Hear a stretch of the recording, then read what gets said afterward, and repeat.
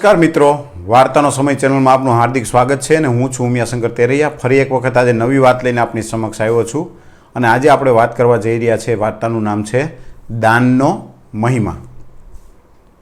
મિત્રો, આ પૃથ્વી ઉપર કુદરતે જે કંઈ રચના કરી છે ને એમાં કોઈ પણને સર્વસંપન્ન નથી બનાવ્યો, એટલે કે બધાને બધું નથી આપ્યું। જેને રૂપ આપ્યું છે એને બુદ્ધિ નથી આપી, બુદ્ધિને આપી છે એને તાકાત નથી આપી, જેને તાકાત આપી છે એને સંપત્તિ નથી આપી, સંપત્તિ જેની પાસે છે એને સંતતિ નથી। ટૂંકમાં કંઈક ને કંઈક ક્યાંક ને ક્યાંક કંઈક ખૂટે છે। છતાં પણ આ પૃથ્વી એટલે કે આ જે ચક્ર છે એ બહુ વ્યવસ્થિત રીતે ચાલે છે। શું કામે કે પરસ્પર એકાબીજાના સહકારથી। જેની પાસે તાકાત છે એ જેની તાકાત નથી એનું રક્ષણ કરે છે, જેની પાસે સંપત્તિ છે તે તો પોતાની સંપત્તિ બીજાને કોઈને ઉપયોગમાં આપે છે। એવી રીતે પરસ્પર ચક્ર ચાલે છે। એમ આપણે જે આજે વાત કરવા જઈ રહ્યા છીએ કે દાન વિશેની। હવે દાન શબ્દ આવે ને એટલે દાનનો પર્યાય બની ગયેલા કોઈ વ્યક્તિ આપણે હોય ભવિષ્યની અંદર આપણે સાંભળ્યું હોય તો એક દાનનો પર્યાય શબ્દ એટલે કે ભામાશા।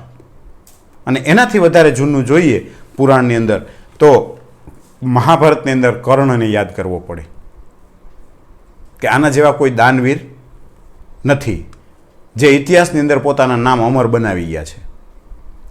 હવે ભામાશાની વાત કરીએ કે જ્યારે 1576ની અંદર મોગલ સલ્તનત એટલે કે અકબર બાદશાહ આખા મેવાડને પોતાનામાં ભેળવી લેવા માગતા હોય છે અને મહારાણા પ્રતાપ પોતાની જમીનને સ્વતંત્રતા માટે જમીનને ગુલામીમાં ન હોમાઈ જાય એટલા માટે લડત લડે છે। ક્યાં દિલ્હીના અકબર બાદશાહનું સૈન્ય અને ક્યાં મહારાણા પ્રતાપનું સૈન્ય।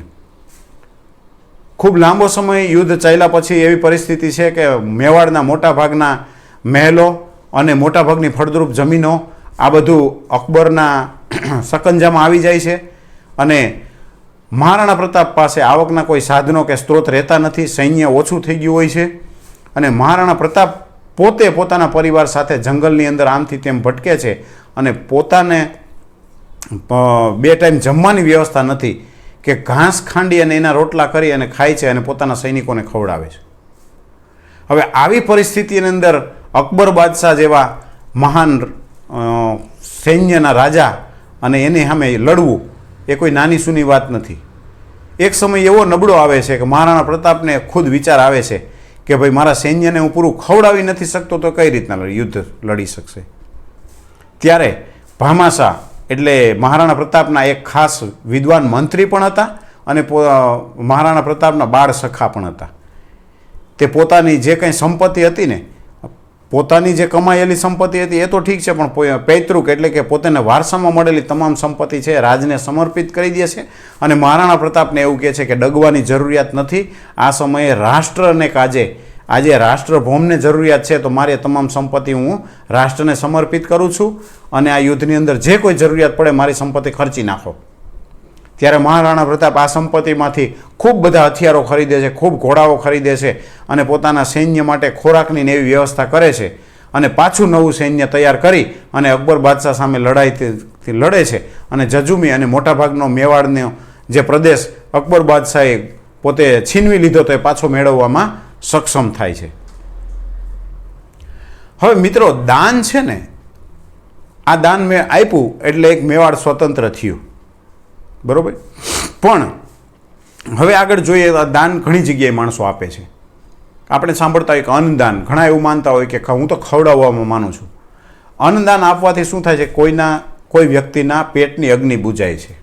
ઘણા એવું માનતા હું તો આરોગ્યમાં માનું, હોસ્પિટલ બંધાવવી કે આ તે કંઈ કરાવવું એનું કે જેથી કરીને કોઈ જીવન અને મૃત્યુની વચ્ચે ઝોલા ખાતો હોય, કોઈ બીમાર માણસ હોય એને નવું જીવન મળી રહે।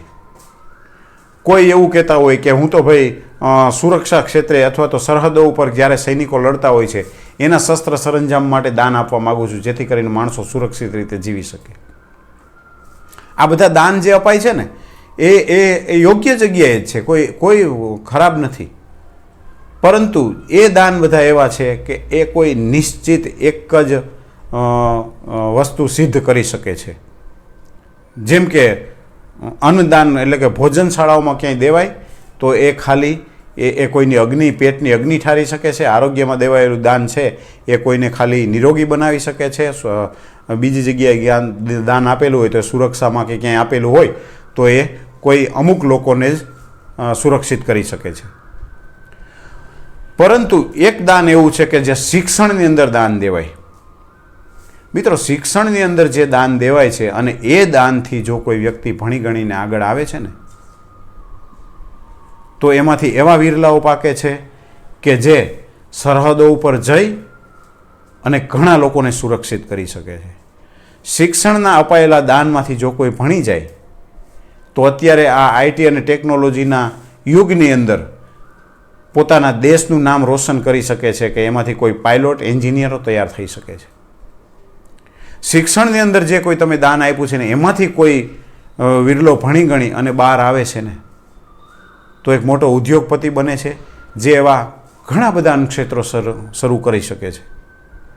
શિક્ષણની અંદર જે કોઈ 500 કે 1000 કે 2000 તમે દાન આપ્યું છે અથવા તો કોઈ વિદ્યાર્થીને તમે ભણાવ્યો છે અને એ જો ભણી ગણી અને ડૉક્ટર કે નર્સ બની જાય છે તો એ ઓપરેશન થિયેટરની અંદર જીવન મરણ વચ્ચે ઝોલા ખાતા દર્દીઓને નવું જીવન આપી શકતા હોય છે.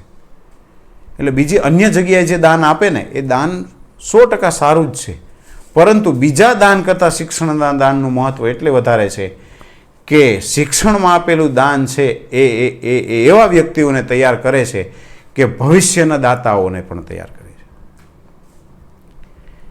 એટલે ઘણી જગ્યાએ આપણે જોઈએ છીએ કે ખાસ કરીને યાદ કરવા પડે. અત્યારે મેં જેમ યાદ કર્યું કે દાનની વાત આવે એટલે ભામાશાને, કર્ણને યાદ કરવા પડે, એમ શિક્ષણના દાનની જ્યારે વાત આવે ત્યારે દીપચંદ ગાર્ડી નામ તમે સાંભળેલું જ હશે. દીપચંદ ગાર્ડીને ભૂલાઈ શકાય નહીં. ગમે તે સિટીની અંદર જાઓ, ગમે ત્યાં જાઓ, જ્યારે શાળાઓની સ્થિતિ ખરાબ હતી, જ્યારે શાળાઓ બંધાવવા માટેના પૈસાઓ નહોતા અને ખાસ કરીને મહાવિદ્યાલયો એટલે કે હાઈસ્કૂલથી ઉપરનું શિક્ષણ જ્યારે મેળવવાના પ્રશ્ન ઊભા થતા ત્યાં દીપચંદ ગાર્ડીનું શિક્ષણ લેવલે ખૂબ મોટું દાન છે અને ઠેક ઠેકાણે એટલી એને શાળાઓ બંધાવેલી છે અને ઘણા વ્યક્તિઓ આ શાળાઓમાં ભણેલા છે. એટલે આશા રાખું છું કે આ દાનથી ભણેલા તારલાઓ બહાર આવ્યા હોય અને એની જીવનમાં પ્રકાશ ફેલાણો હોય તો એણે પણ આ પોતાને જે દાનથી ભણેલા, જે સ્કૂલની અંદર ભણેલા છે એમાં પણ પોતાનું કંઈક સમર્પણ આપી અને જે બાળકો પોતે ફક્ત ને ફક્ત આર્થિક સહયોગના કારણે શિક્ષણથી વંચિત રહી જાય છે, પોતાની કારકિર્દી બનાવી નથી શકતા, એમને સહકાર આપશે. મારી વાતનો જે આખો ઉદ્દેશ્ય છે કે જે તમે દાન કરો છો તે એવી જગ્યાએ દાન કરો કે કોઈની જિંદગી આખી સંવારી જાય, એમ કે સુધરી જાય.